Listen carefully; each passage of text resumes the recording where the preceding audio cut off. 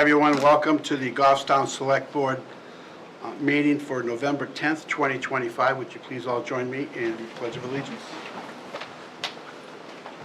I pledge allegiance to the flag of the United States of America and to the republic for which it stands, one nation, under God, indivisible, with liberty and justice for all. First up is the acceptance and correction of minutes from 11/3/25, our public minutes. We had no non-public. Make a motion to accept the minutes as recorded. Second. Motion by Josh, seconded by Mark. Any discussion? Seeing none, all in favor? Aye. Opposed? Abstaining? Motion carries. I have two announcements tonight. First announcement is the first day to accept 2026 zoning petition is November 10th, 2025. That's today. The last day to accept zoning petitions is December 10th, 2025. All petitions must be submitted during regular business hours and must be signed by at least 25 registered voters that reside in the town of Goffstown. Petitions may be turned in at the Select Board Administration Office located at the second floor, Town Hall, 16 Main Street, Goffstown, New Hampshire. Hours are Monday through Friday, 8 a.m. to 4 p.m. If you have any questions, see the Planning Department or call 603-497-8990, extension 117 for assistance. Oh, I think we have Jim's on. Jim, you here? I am. All right, thank you. Can you just do a roll call real quick? Yeah, we'll do a quick roll call because we didn't know you were here. Start with you, Jim. Yes. Yes. Mark Lemay, Pete Trojantis. Joshua Douglas. Richard Manzo. All right. We'll be doing roll call votes because we have one person participating by phone. This is a reminder, a winter parking ban is in effect from 11:15 to 4:15. A reminder to all residents, the town's winter parking ban will take effect on November 15th and will run through the winter months ending April 15th. The parking ban is in effect between the hours of 2 a.m. and 5 a.m. And Goffstown Police Department strictly enforces violations of overnight parking ban. If the weather conditions are favorable, written warnings may be issued during the first week of the ban. During snow removal operations, if a vehicle is parked so that it constitutes a hazard, its removal may be requested by the Highway Department. In these instances, the Goffstown Police Department will investigate and make all attempts to locate the owner, but if the owner or operator is not located, the vehicle will be towed at the owner's expense. If you have any questions concerning the winter parking ban, please call Goffstown Police Department 603-497-4858. And I think one more. I do have right here. Even before that one. Oh, Public Library? Yep, there's one more for Yep. Once Upon a Pie. Goffstown Public Library Foundation is hosting Once Upon a Pie competition on Saturday, November 22nd from 6:30 to 8 p.m. at the Goffstown High School. Bring your friends and family to enjoy a slice of pie or two at this great community event and fundraiser. Winning pies in each category will be sold to the highest bidder. For more information, go to the Goffstown Public Library Foundation at www.gplnhfoundation.org. So turn your pies in early and don't show up at 6. I think you're going to get. And then I have one more. This is a news release as of today. The Goffstown Select Board announces the promotion of Deputy Fire Chief Benjamin Selleck as the next fire chief for the Goffstown Fire Department. Chief Selleck will take over the role as fire chief on Monday, December 29th, 2025, upon the retirement of Fire Chief Sean Murray. Chief Selleck was hired by the town of Goffstown to serve as Deputy Fire Chief for the Goffstown June of 2023. Chief Selleck has 28 years of fire rescue and EMS experience. Deputy Chief Selleck has an MBA specialized in human resources and leadership from the Southern New Hampshire University and a bachelor's degree from Colby Sawyer College.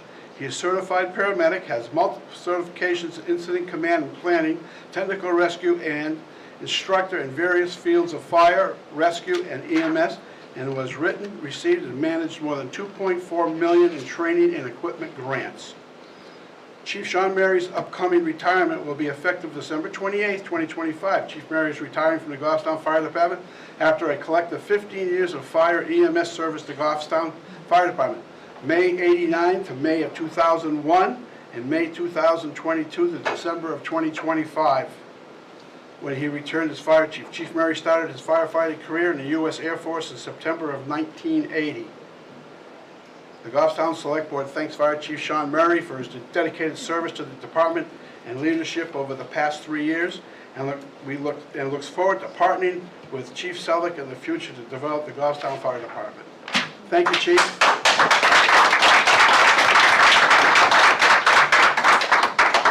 Is there anybody here for public comment? Step right up to the mic. Your name and address, please. It doesn't matter which one. Nope. Good evening, everybody. Good evening, members of the Select Board. My name is Christine Templeton, and I live at 176 Kennedy Hill Road. And I wanted to come and talk about the voting machine selection that's on the agenda for this evening. I'd like to share my strong support for choosing Voting Works as Goffstown's new voting system. While it costs about $100 more per machine than No Ink, a total difference of around $1,200, that small cost is a sound investment in the integrity, transparency, and reliability of our elections. I've researched both systems, and the differences are significant. Voting Works is one of the most transparent and trustworthy election systems available today. It's open source, meaning its code is publicly reviewed for security, not hidden behind corporate contracts. It produces verifiable paper trails that allow risk-limiting audits, the golden standard for confirming election results. Since it was first used in 2019, Voting Works has had 0 election day failures, including the 2024 general election and all 2025 off-year elections. For our town size, it's proven to be dependable, secure, and confidence-building. Now, in contrast, No Ink's track record raises real concerns. Despite being certified, No Ink's poll pad system has repeatedly failed in the field. For example, in Georgia's 2020 primary, No Ink devices froze and failed to sync, causing lines up to 8 hours long. On Super Tuesday in Los Angeles, over 7,000 poll pads malfunctioned, again causing hours-long delays. In Philadelphia, printer connection failures disrupted election reporting so badly that the city scrapped the contract entirely. Johnson County, Indiana saw 2 to 3 hour waits after devices froze during mid-sync. In Ohio, firmware vulnerabilities between 2023 and 2025 even led some counties to ban No Ink temporarily and revert back to paper mid-election. And most telling, in both Pennsylvania and Oregon, they canceled major contracts. Pennsylvania ended a $10.7 million agreement over repeated performance and compliance failures. Cloud hosting raises cybersecurity worries as well, and many have terminated their contracts over this. These are not isolated incidents. They're part of a consistent pattern of problems, from connectivity and syncing issues to reliance on vendor support during critical voting periods. In contrast, Voting Works puts control back in the hands of local election officials, not corporate technicians. It's reliable, transparent, and independently auditable, exactly what Goffstown deserves. For a modest $1,200 difference, we can choose a system that builds public confidence, protects election integrity, and gives our voters assurance that every ballot is counted as cast. Thank you for your time, and I strongly urge you to select Voting Works for Goffstown elections. Thank you. Thank you. Thank you. Thank you for your input. Anybody else, public input? Public comment? Seeing none? We have Goffstown Main Street program, a request to decorate village lampposts for the holidays. That We is come with props. page 4, or section 4.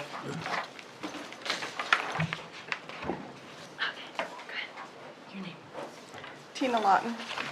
I'm on Ash Street in Manchester, but I'm representing Goffstown Main Street. And I'm Sherry Reinfurt. I live at 27 Shirley Park, and I'm on the Board of Directors for Main Street as well.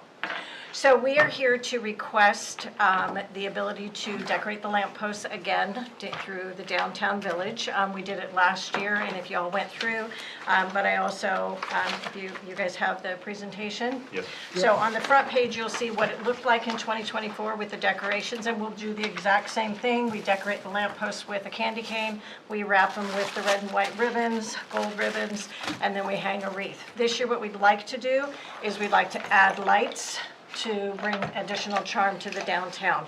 And so I'll go through the presentation and we'll talk about the lights. So the purpose of the request is obviously to bring additional charm to the downtown village and really illuminate our hallmark town. The proposed plan is to do all of the lampposts down Main Street.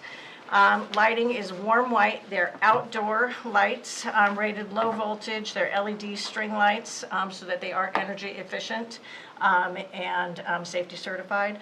We already own all the lights. We, as in Goffstown Main Street program, so we have the lights, so we don't need to purchase any more. The power source, at the top of every lamp post, there is an electrical outlet. I've already spoken with DPW, and they have confirmed that they are not on a timer, so the lights would be on 24/7 throughout the month of December. The cost for these lights, because we all want to make sure that it's not cost prohibitive, the gentleman at DPW, his name is Adam Jacobs, agrees that it will be anywhere between $12 and $15 all-inclusive for the entire month.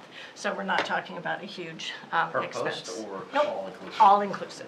all-inclusive, based on the wattage and all of that. And there's not an on-off switch. Nobody's going to be climbing up and down the poles to turn them on and off at night. So they would be a 24/7. And his feeling mirrors mine that it would just lend to the magic throughout the day as well, because you can still see the lights. Installation and removal, Goffstown Main Street program would install everything, so there's not, it would be the people on the board would be actually wrapping the lamp posts with the decorations as well as the lights. We would be responsible for removing them. They would go up the weekend after Thanksgiving. So Thanksgiving is on Thursday, so between Friday, Saturday, Sunday, weather dictates which day, but they would be up that weekend following Thanksgiving. They would stay up all throughout the season, so that way they are up for our Friday night under the lights, as well as our New Year's Eve celebration. Both of those have already been permitted. And they would come down the weekend following New Year's, so the 2nd, 3rd, and 4th, they would all come down, okay? Obviously, the community impact is just as charming. Safety and compliance, again, because these are commercial outdoor lights. You know, they're safety certified. Department of Public Works has given their blessing on the project. They've said that they do not see any problems with it, and so they've endorsed it. And again, the gentleman, Adam Jacobs, from the Director of Public Works. And in conclusion, we would just like to help make Goffstown holiday season just a little bit more bright. Anybody got a question? Motion? I'll make a motion, we allow the lights, wreaths, and whatever is going to be put up to be placed on Main Street for the duration of, what's the date? The duration is November 28th Till, to January 4th would be the that's my end. motion. Second. Any questions? Seeing none, all in favor? We got a roll call. Oh, roll call, sorry. Jim? Yes. Yes, sir. Yes. Yes. Yes. Motion passes. Thank you. Thank you. Looking forward to it. Thank you, ladies. Dirk?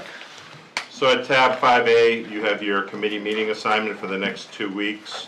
A reminder, tomorrow is Veterans Day, so town offices will be closed and curbside routes will be collected 1 day late all of this week. On Thursday of this week at 6 p.m. Budget Committee will be at the high school, and 7 p.m. Planning Board will be in this room. Next week on Tuesday at 6 p.m. you have the Budget Committee at the high school, and Sewer Commission on Tuesday at 6 p.m. Is that, Selectman Craig? I'm gone. I won't be back till the end of November. All right, so if maybe. Somebody will cover it. Yeah, I will talk to Lynn about that. On Wednesday of next week, the Goffstown River Advisory Committee, that meeting will be canceled, so I'll let all members of that know. Wednesday, 6:30 PM, Library Board of Trustees at the library. 7 PM, Conservation Commission at Town Hall. That's me. 7 PM, Parks and Rec Commission at Parks and Rec Building. That's Jim, but he won't be back. Okay, so I'll highlight both of those and reach out and see who has availability. And then Thursday, 6 PM, the Budget Committee will be back at the high school. On your next page, you have a consent agenda. You have 3 employee status reports. You have a separation end of season for a DPW seasonal laborer. You have a full-time firefighter AMT promoted from call position. And then you have an educational differential for master's degree for the full-time deputy chief. You have the 2025 Equalization Municipal Assessment Data Certification, which needs the signature of the entire board. You have rights to inter West Lawn Expansion Cemetery, Section W1, Lot 3B. Hillside Cemetery, Section 3, Lot 70B. Shirley Hill Cemetery, Section 3, Lot 70A. Shirley Hill Cemetery, Section 2, Lots 90A and 91A. And then you have a motor vehicle title. This is sale of surplus asset. This is the sewer truck, but all vehicles must be titled in the name of the town. So that's where we have that. And that's being sold outright, right? That's being sold out. Not transferred. Correct. Motion to approve the consensus agenda as presented this evening. Second. Any questions? Seeing none. Jim? Yes. Mark? Yes, sir. Yes. Yes. Yes. Motion passes. At tab 5C, you have a memo from the Assistant Town Administrator regarding a review of health trust benefits. You have a recommendation for an increase on the life insurance as well as long-term disability insurance. Danielle is also here if you have any questions on that memo. Total cost of that is $964.80 for everyone, is that correct? Correct, and I'm actually, the quotes in here are for the entire population, but the recommendation is actually only for non-union because we'd have to negotiate with each of the unions as they come up. So the $4,126.92 is across all groups, which would include, All of the unions, and we're only looking at less than half that population. So so it'd be less than half that impact So financially. only for the non-unions? Okay. I'll make a motion to authorize the town administrator to sign the revised plan design forms for 2026 coverage increase, both the long-term disability and life insurance coverages for non-union group as recommended and presented this evening. Seconded. motion by Josh, seconded by Richard. Any questions, comments? Seeing none, call for a vote. Jim? Yes. Yes, sir. Yes. Yes. Yes. Motion carries.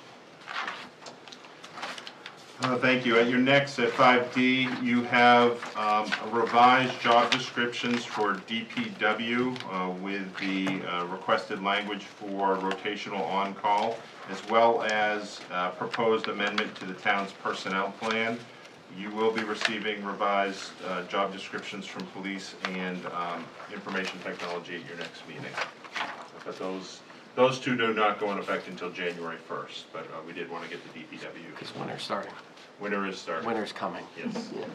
We got it. All right. I read through them. I don't have any questions on No? them. Yep, sounds good. I'm good. Adjustments were made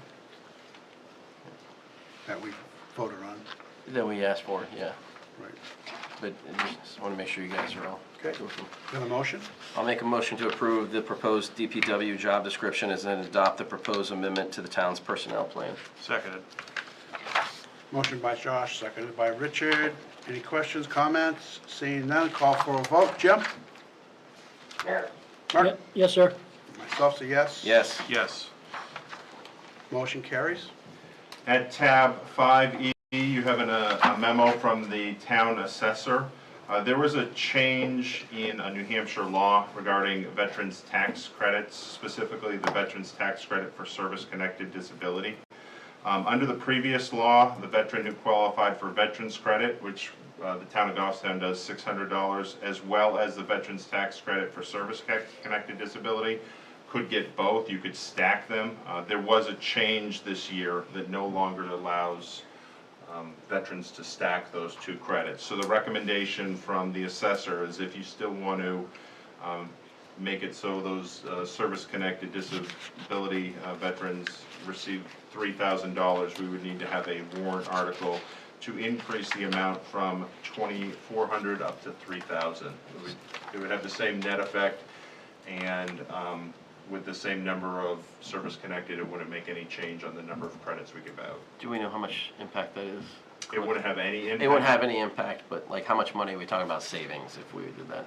If we didn't? Yeah, yeah. If we didn't, I don't know the number. I can get that for you. I don't know how many. I don't think it's dramatic. No, we don't have as many. We have much more of the regular veteran or the optional veteran, not as many of the service. So with the change that the state has made, which means our legislators did this, does it also mean that like individuals that are living together that both have service history, that they can't have them both at the same time? That I don't know. I don't know the specifics. I didn't follow this specific bill as it went through. We should probably ask them to just check that. Yep. We don't have to vote on this tonight. Oh, I know we don't have to vote on it, but I'm just saying, like, I want to know if it has impact in those situations too, because I know that I've seen at least one of those this past year. So do you want to table it and get more information? Is that what you want? I would prefer, I'd make a motion to table this, so that way we understand if there's impact to other groups as well. Second. Okay. Motion's tabled. You don't need to, I don't think you need to vote on the table motion. Okay. At tab 5F, this is a recommendation from the interim town clerk. This is additional information about the electronic poll books. Again, you had an initial presentation last week, and you had some specific questions regarding security and the capabilities of electronic poll books. Both communicate with each other through a secured network, basically. Via Wi-Fi, Via Wi-Fi. both of them. Both of them.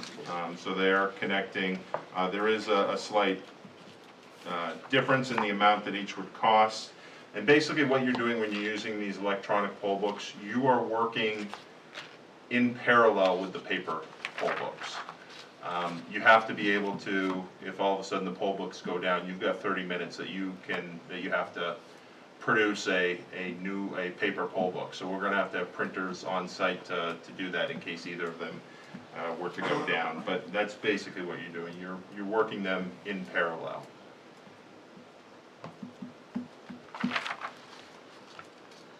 Yeah, just going back to some of the public comment.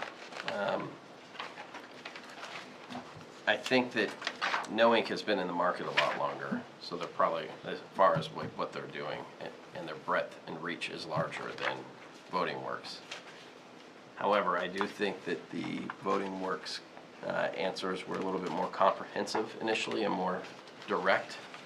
So I think that is something to also take into guidance based upon going through some of them. And I would not rule out that Voting Works would never have problems that have been seen in No Ink, because they are both relatively new.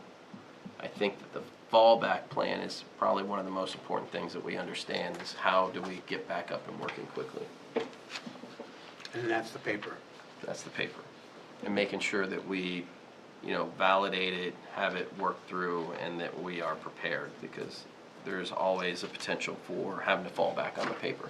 Can you just run me through a scenario how that would work? If it goes down? If they stop working, yeah, you'd probably have to. So before a change in the law and the rules before September of this year, you actually had to have somebody that would have one of these poll books, and you'd be marking off the checklist. So you'd assign one person to be sitting off to the side doing the paper checklist. Now the change is, what you'd actually do is, once these companies have a report that satisfies the Secretary of State, which they're still working on, you would hit the print button. It would, because throughout the process, it's checking people off, and then it would print a brand-new checklist. So I guess we'd have to look at the rules. You may be able to still assign somebody at each poll to be working off one of those, and as they come through, just checking them off, so you have, and then you're gonna have to split up that amongst the tables. Yeah, the receipts that it prints out, in my opinion, having gone, like, watch this, the receipts are what you can use to check them off.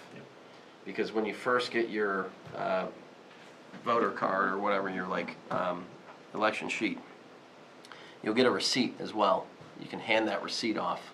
The receipt can then be used to check people off because they've been validated already. So you can just check them, and you have that in the checkbook. So it should be much faster. People aren't having to like guide through that. And then as Derek's saying, as they approve the process in the future, you'll be able to just print it out and call it a day. I think my question is what happens when you can't print that? Okay, then you have to go to a paper.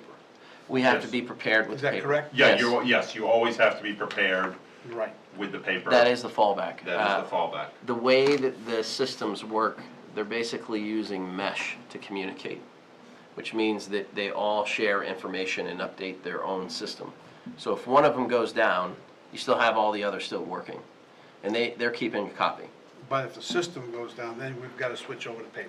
Yes, yep. It would be, And there's no way to have the paper ahead of time because you've already processed some of them. No, you have to come with still a printed checklist of Yes. everybody that's Okay. on the checklist. Alright. And you're gonna have to have those there and be prepared at a moment's notice to switch over. yeah, you back may over to it. have them checking those off in the process. So that's what I'm saying, we have to make sure that we go through that process. But it still will make the entire process much more seamless. Whereas today, we have like 2 people at the table and may be able to get away with 1 at the table, and then you have a group of people off to the side that are taking those receipts and updating them. Okay? But either way, the catastrophic failure would be pretty significant, meaning that every single system would have to power down. All of the software would have to stop working across all of them. And so that's what would happen in that case. My concern is if the power outage, you have no Wi-Fi, then it doesn't, none of it works. So you're using a local network. You're not using Wi-Fi in the traditional sense, like you come into this room and you jump on. Correct. You're using a local network. They're talking between each other.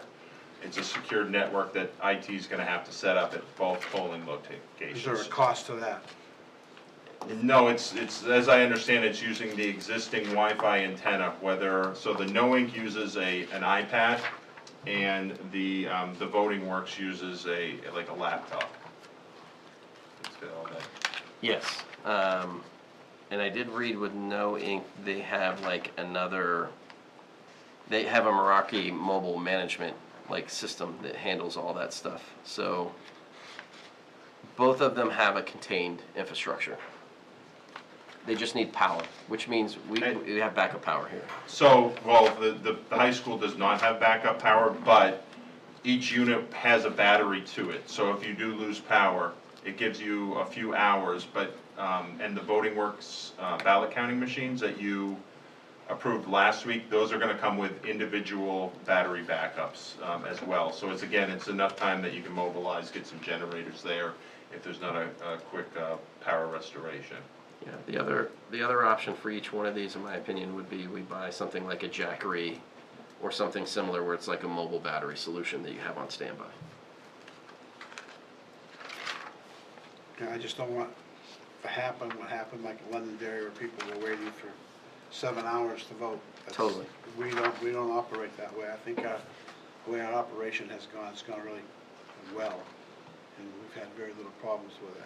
And sometimes when you add new stuff to things, people Do we doesn't go know, quite as well.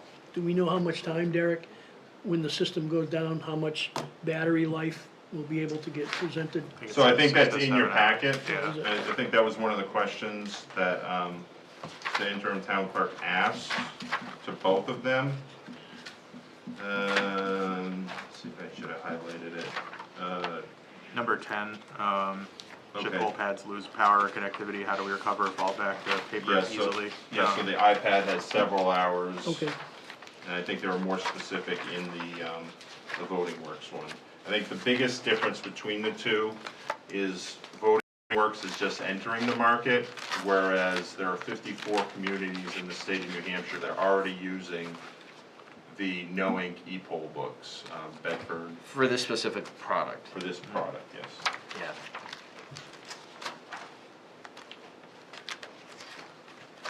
And the public comment was correct in the fact that No Inks is an open source code base.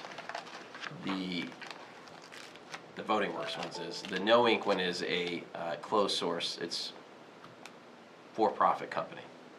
So all their source code and everything is contained. If there's any vulnerability or anything else like that, no external entity can see that.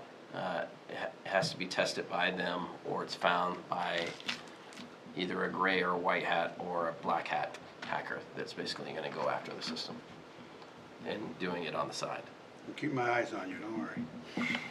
That's fine. I don't run that life anymore. I think either one will be a benefit to the town.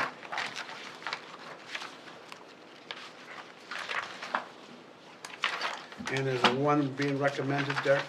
Is No Ink, again, No Ink. I think the familiarity with iPad, most of our poll workers are either have, they're used to looking at that. Additionally, many of the towns have experience with that, whereas Voting Works is just entering this market.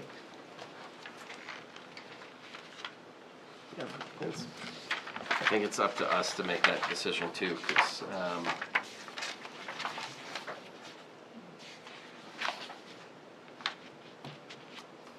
I don't think either one's going to be a bad downside. But there's one that's used all over the state, which is No Ink, right? No Ink is used all over the state.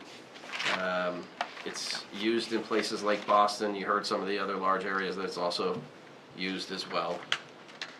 And like with everything that has broader breadth, you're typically going to see more failures on it because it's more widely used. Which is why I'm saying I think we should also understand that Voting Works may see failures too. Maybe haven't been publicized because they're not used as much. These are all possibilities that, that we should just be cognizant of. Okay. Somebody make a motion for one. I'll make a motion that we purchase the No Ink to go along with the programs that we currently have purchased.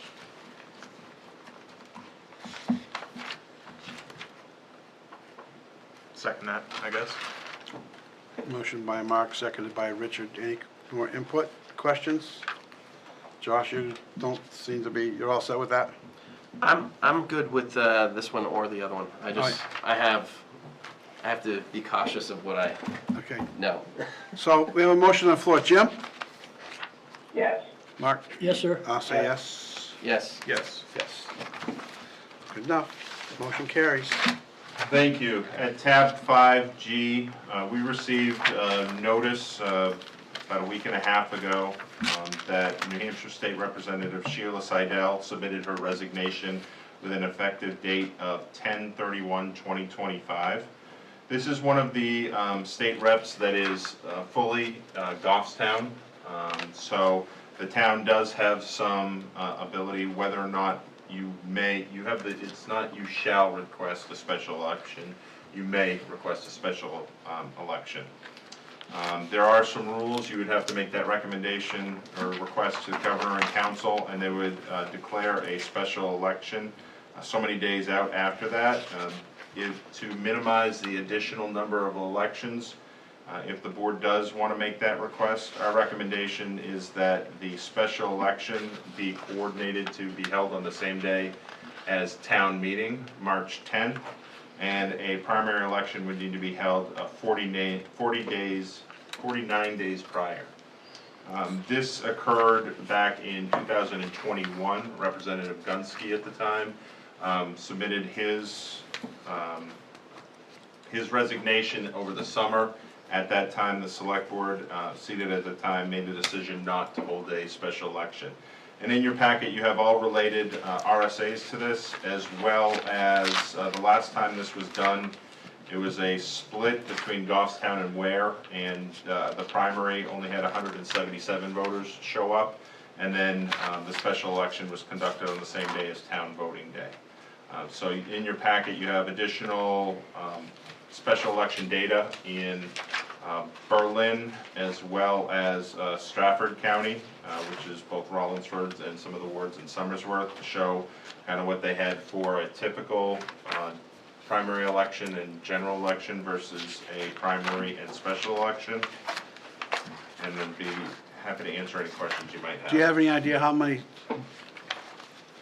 session days are left and that? So what I did is I did look at 2023, which is the second year of the biennium, and they had, I don't have the number, I should have wrote it down, it was about 18, the House had about 18 days that were in session, and they had about 8 of them that was after town meeting, so it was about half would still be able to attend if you did a one that coincided with town election, but it was, going off memory, it was about 18 session days the last time.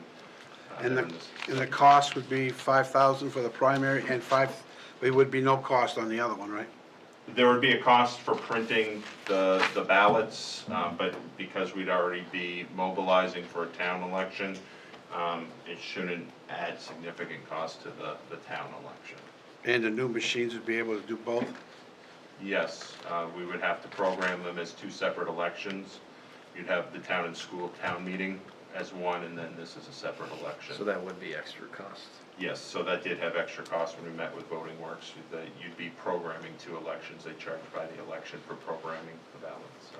And when is this seat, was this supposed to run till?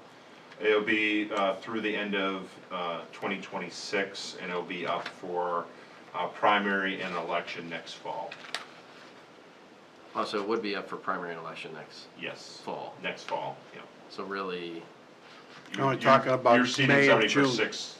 It's really April, May, and June is when they would be active up at the State House. And it's not like we're unrepresented. We still have 5 other reps, right? You have 3 other reps for Goff, 2 reps that are shared with Right. Ware. Jim, go ahead.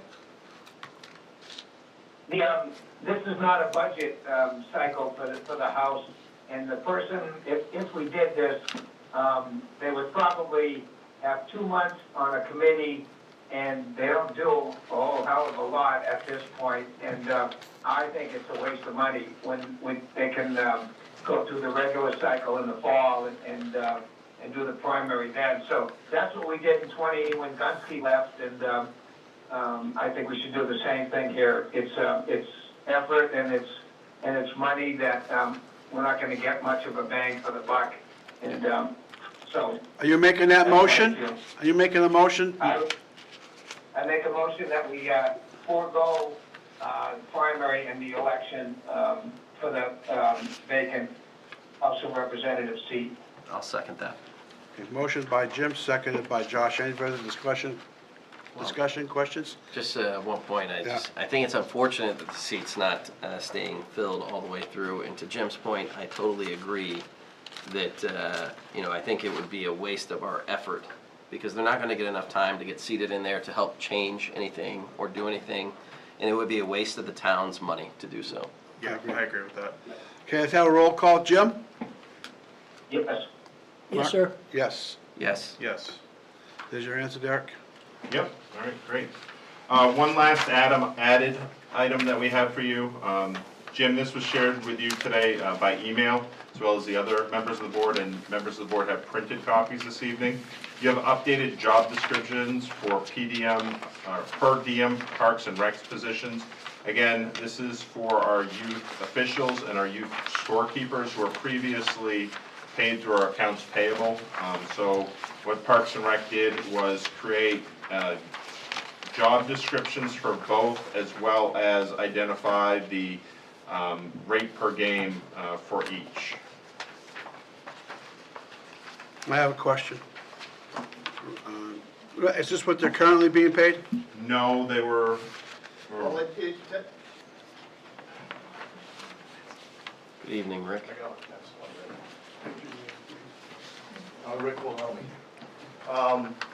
It's, because they're going through the actual payroll and there's taxes and all that stuff taken out, if we paid a scorekeeper $8, but they get flat fee, they're losing money. So we put it at $9. So now when you take the taxes, .076, they're gonna make $8.27. Same thing in the officiating side of it. There's a flat fee of 25 for a newbie, and the second year was 35. So when you take that same formula, the .0765, they're gonna make a couple cents more. You raised the rate to compensate the taxes. so that's Correct. it. Okay. Yes, thank you for making this short of that. I actually looked at it and I was like, wow, that's a really small period, even Yeah. if it was taxes in there. So, is this what we should be paying them, Rick? Yeah, that's reasonable, very reasonable. And you don't think that you'll have any problems with those? I don't know. I mean, somebody might find it to be more of a nuisance. I don't know. This is the first time we're doing it, so, now a 13, 14-year-old's gonna have to file taxes, I guess. I don't know. Not But bad. Well, they shouldn't have to file I taxes. have no idea how any of this We've had a works. handful come in over the last week and a half to file paperwork upstairs. Any problems so far?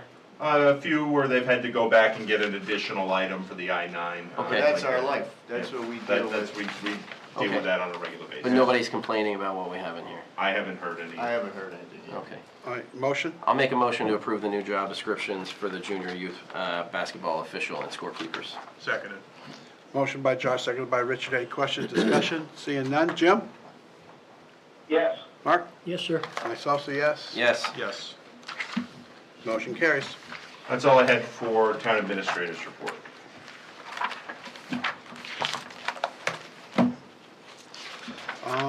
Nothing in the police station. Correct. This is old business. I think I'm gonna cover the budget under old business. Is that okay? Yeah, absolutely. And then I'm just gonna go through the other stuff we have here. Tower 1,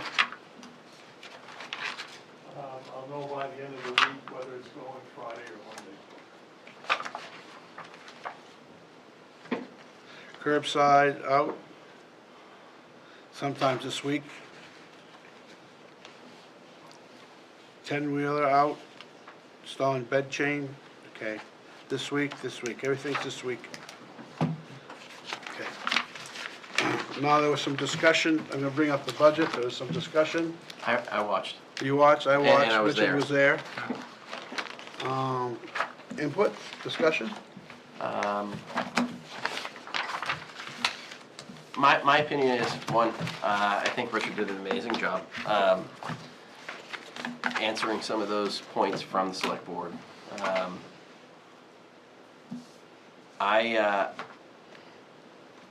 I get where both sides of the budget committee were coming from, in some saying that there's some more work that needs to be done. I think I also understand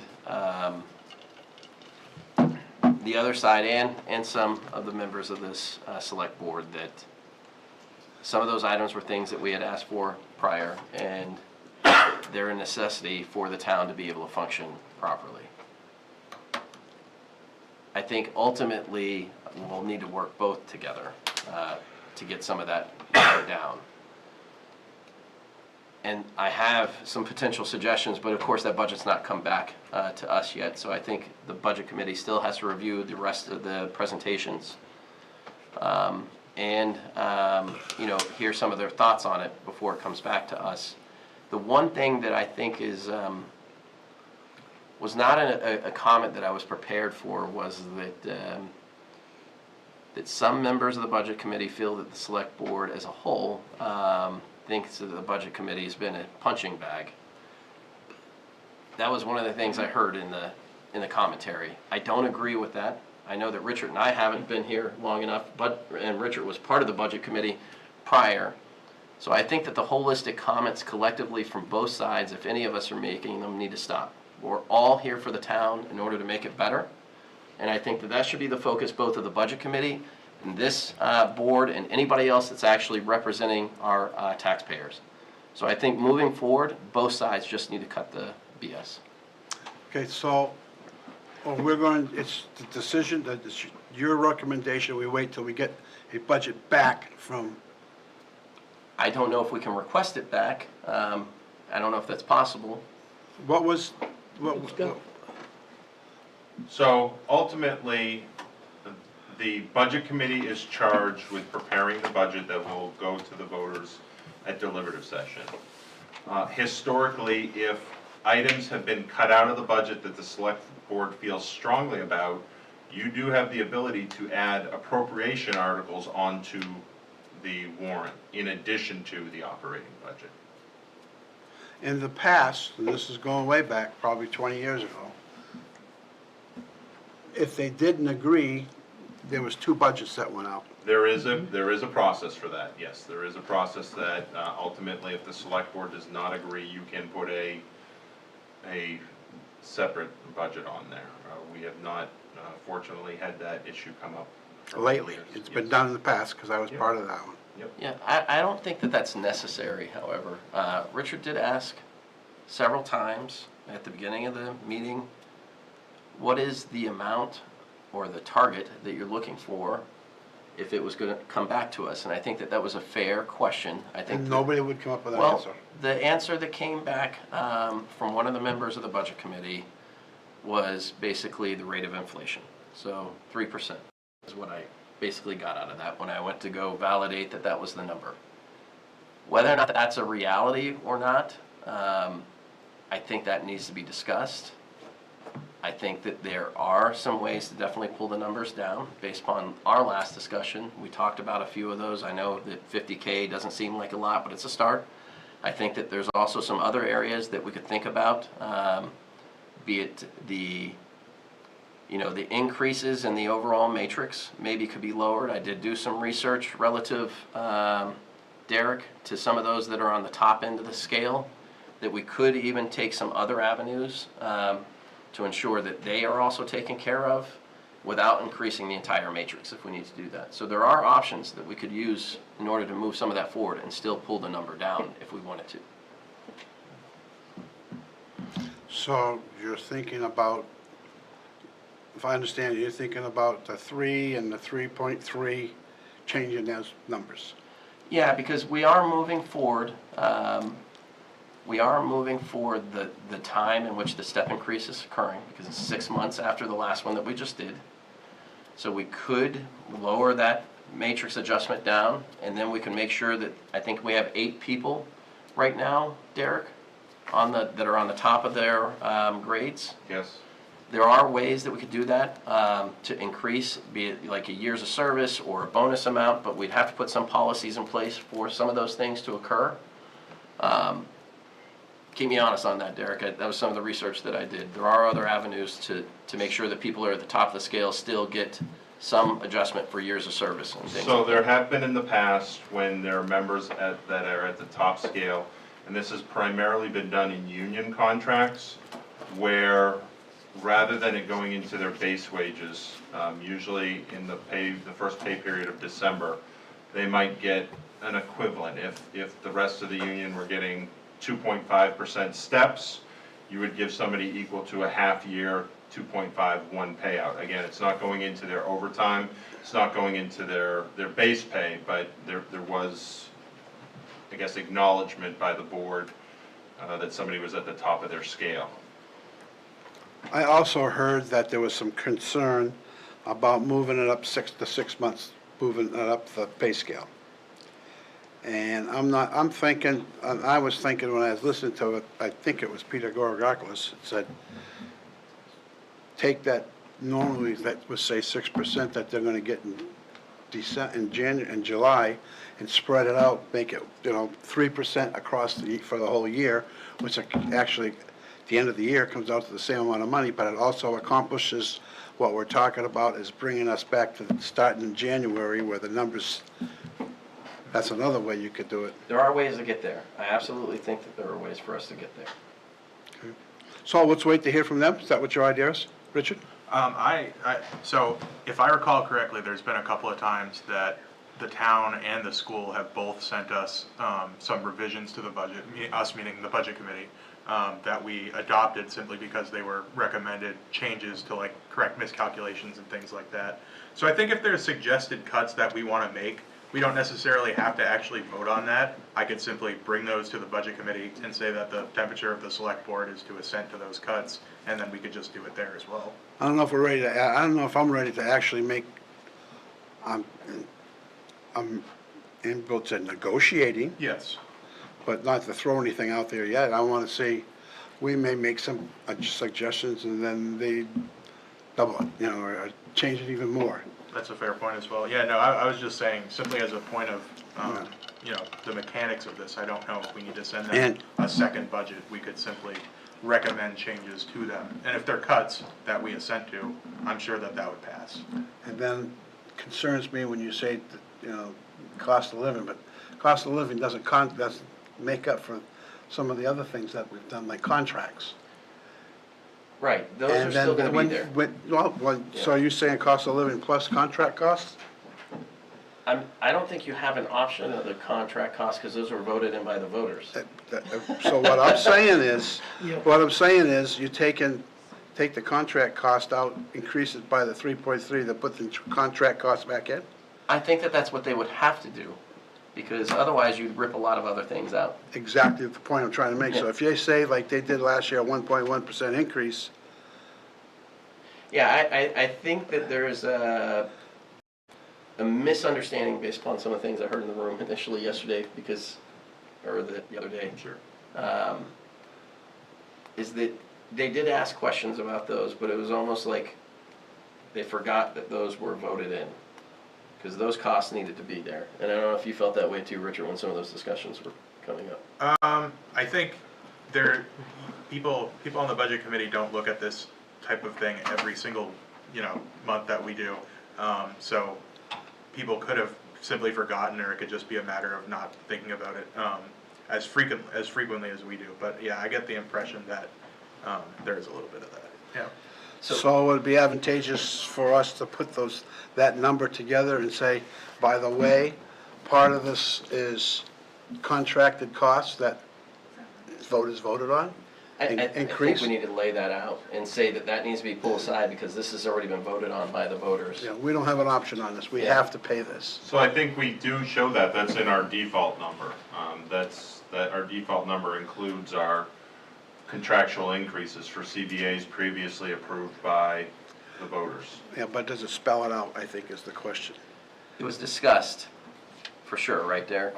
But I mean, is there a dollar number to it, so they could For say, those specifically, we've got what we've done this is year. that too hard to do?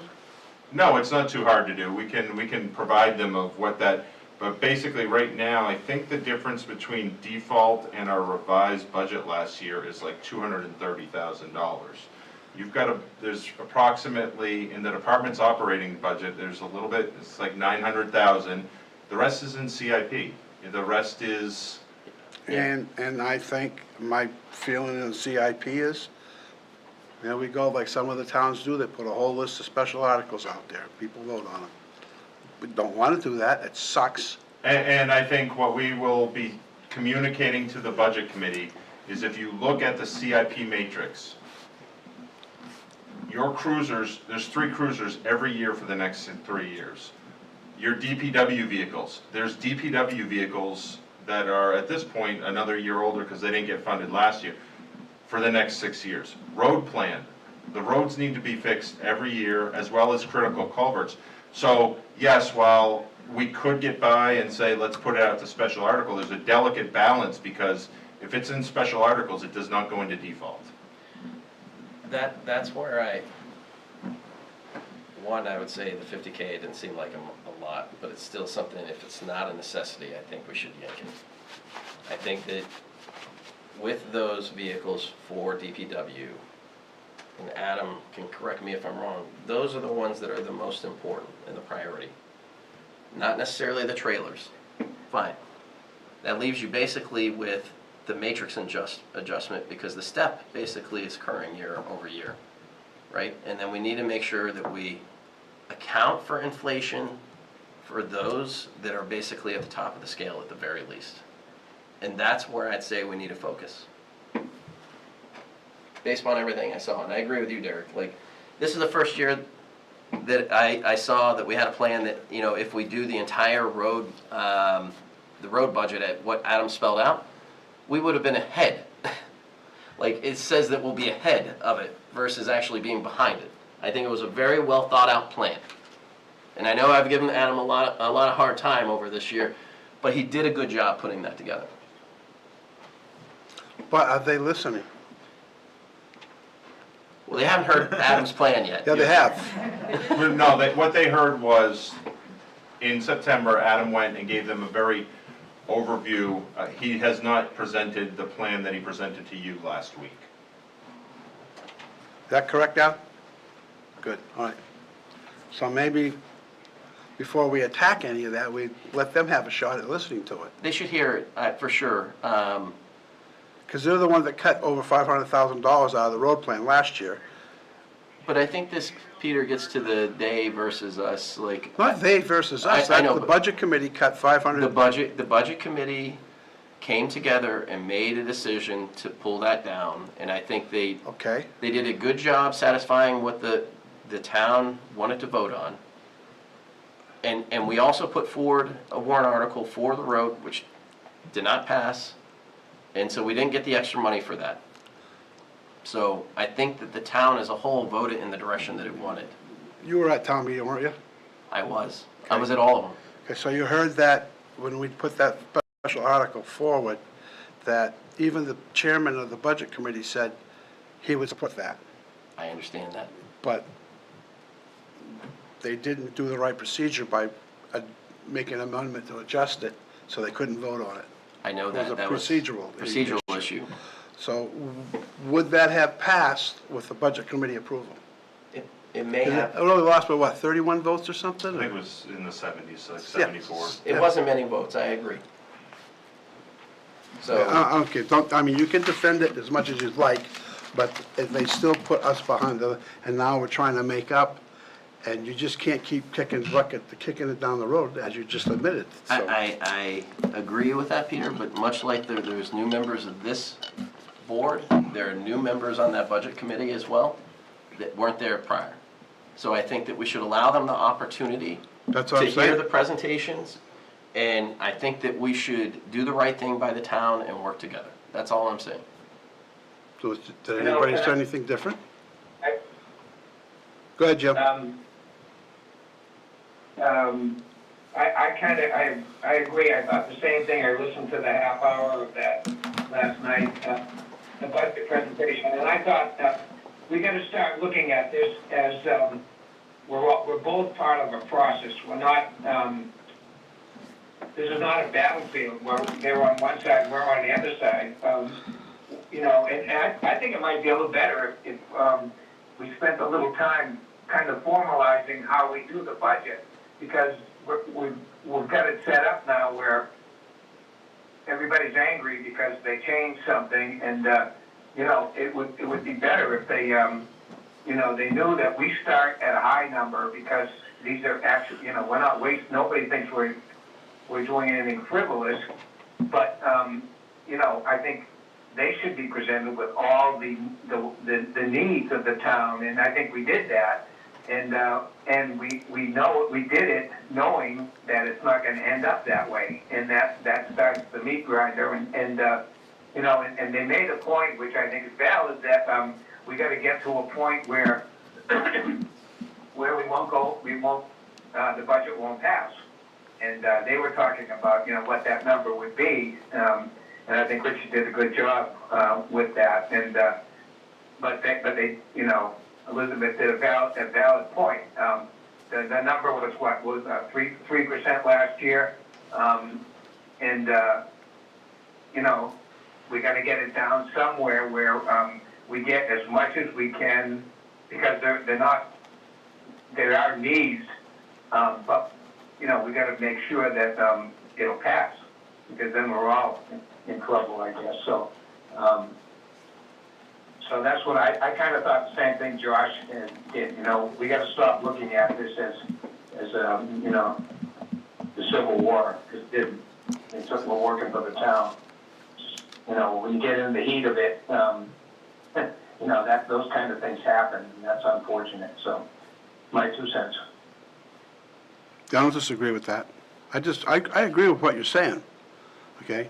But Yeah, does it come back to us first? Then we're gonna wait for, they started the meeting off saying, send this back to the selectmen because it's not. It was 5 members. But I'm just saying, Out that's, of 15. that's how the meeting started off. was Understood. Send it back. So And then there was a half an hour discussion on that. I don't know if, like, I agree with Richard. I think we should take back some suggestions of areas that could be looked at on the budget. And if we need to make a motion to provide that level of guidance, I think it's appropriate because it shows our willingness to work together on this and saying, here's some areas that we think that could bring this down. I would like to give them the budget back. They made the motion.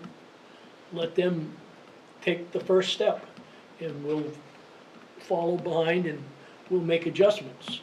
I mean, you and I both know it could go back and forth, and I just, if we know where they're at, we can make the adjustments, Josh, to hopefully only go back once and that's it. Richard's point was, give us a target, right? Yeah. So Richard's point was, give us a target. We don't have that target. So we can make some cuts and send it back. Nope, that's not enough here. Take it back again. Come back with some more. Give us a target to work at. Yeah. I think that's a fair, and when we had the budget committee, when I was chairman of the budget committee, we used to come up and say, okay, this is our target, okay, to the selectmen. And the selectmen would do their best to get to that target. Did it always work? No. But at least I had an idea of where we were supposed, what we wanted them to do, and they had wanted what us to do. And when I served at the budget committee, the selectmen reps, they think, tell me what you want. I said, because we can go back and forth, okay, I want a little bit more. You come back to us, we'll cut some more. You go back, no, maybe you should cut over here. You understand what I'm saying?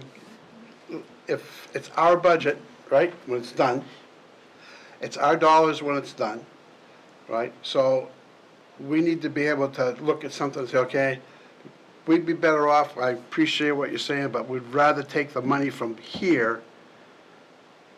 Well, that's what I would like to, have Richard be able to have in his pocket, is that they're gonna, instead of it, coming back and forth, Peter, Well, that's what's gonna happen. If we send them a little bit now, it's gonna come back to us, do not some They're more always work on gonna it. want that little piece of the pie. It's know? important to keep in mind, though, that they didn't send the budget back to us. So even if we made suggested cuts, or if we wanted to suggest cuts as a group to the budget committee, that then they would hopefully agree to, the budget still hasn't been sent back to us. So it's not like they can say, no, you need to go make more cuts. They haven't sent it back to us the first time.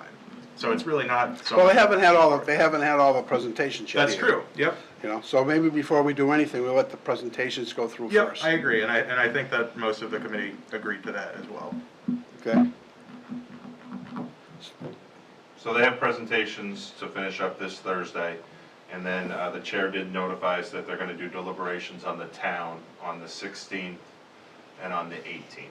No, I'm sorry, the 18th and the 20th, and our next meeting is, the 24th. they're gonna do 16th and 18th in our next meeting. I'm sorry, 18th and 20th. And ours on the 24th. Yep. There's plenty of time. Plenty of time for what? They're gonna be meeting well into December. Yeah, there's plenty of time. Okay. What's the budget due, was it deadline on the budget? So they have to have a public hearing. Typically, we schedule that public hearing for the second Tuesday in January. So we typically do that. I definitely want, before we get any sort of public hearings, I want us moving ahead. Oh, yeah, that's what we're Yeah, talking about. okay. That's what, yeah. They're talking in November, having their meetings, and then often we've gone into December working on things. Maybe not lately, but in the past we have. Yeah, and just for clarification, when the budget committee presents a budget, it's their budget. You, under statute, have the ability to recommend or not recommend. Right. Understood. I just, And you could have somebody that you have present at their public hearing and say, yes, we're in favor, or no, we're not, or you can do all that. I said, okay, let's hear it out this Thursday. Let's see how it goes. but I do think that, like, there's not a budget committee and a select board against each other. I think ultimately. I don't believe that's true. I don't but agree. I don't agree with with what you're it. saying. I know, but I'm just saying, it was said in the meeting, and I'm saying it to all the budget committee members as they're watching tonight. Like, And that's great for you to do Yeah. that, okay? But we sent them a budget, yes. okay? So now, without even them hearing all the presentations, you want to start cutting. I disagree with that. I say, They need to let re- they need let to them review hear it. everything first, and then let them tell us, can you get it down to a certain percentage, or we think you should cut here, cut there, cut that. That's the way it should be done. We shouldn't, all of a sudden, they haven't even heard the, and we cut already. That means we didn't do our job the first time.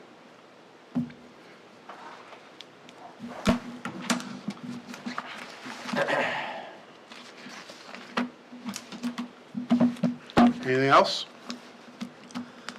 I'm not saying that we, yeah, there is something else. I'm not saying that we didn't do our job. We looked at everything, we pushed the team. It doesn't mean that there aren't areas that we can push on further. Like with every budget, So we didn't do our job the first time. We should have pushed it before we sent it to them. no, what I'm saying is like, if there is a number that they would like to get to, there are areas that we could look at, and Richard could make those suggestions. And that's why we need Richard to come back with us a number and say, we need to get down to this number. Let us make the decisions after we have a number. So Peter, when you were running the budget committee a while ago, did that get voted on, the number that was recommended to push back to the select board? Or did just one person on the budget committee make that recommendation? You lost me. I'm not sure what you're asking. Around the number that had to come back to the select board? No, we did it as a group. So it needed to be voted on? Right. Okay. And in fairness, there was only one person that made the comment the other day. So Richard, I think that like if they want to get to a number, we really need to hear it from them as a group. And there was more than one. You're wrong. Because Peter Gorgakis also said, are we looking at 6%? Are we looking at CPI? There was a room to move in there. It wasn't just, No, I'm saying there was one person that made a number, that said a number. Yeah, no, we're starting at roughly 13%, and I've heard numbers from them ranging from 1% to 12%. So that's just saying, just go lower. And I agree with what you're saying, Peter. We would need them to actually vote on a target. We can't just say, one person said 3%, so we need to target 3%. And that I'm all on board with. They need to be unified. that's what I've been saying. Give us something to shoot at so we can work on it. Yep, and they don't all need to agree. It's just that a That's right. majority needs to agree to And- the actual direction. And I think you need to say that, we're willing to give us something to work on. Yep. I think that's legit. Jim, do you have anything else to add? I know it's tough to be on the phone. No, I kind of agree with, I said my piece before, and I think, I'll leave it at that. You guys are on it. All right, anything else? Anybody got anything else to bring up before? No. Final, anybody here for, Anybody here for public comment? Seeing none? Anybody here, we have any non-public? You do not. make a motion to adjourn? I'll second that. Motion by Mark, seconded by Josh, any discussion? Seeing none? You need a yes or no? Yes, I will. Jim? Yeah. Mark? Yes, sir. Myself, say yes. Yes. Yes.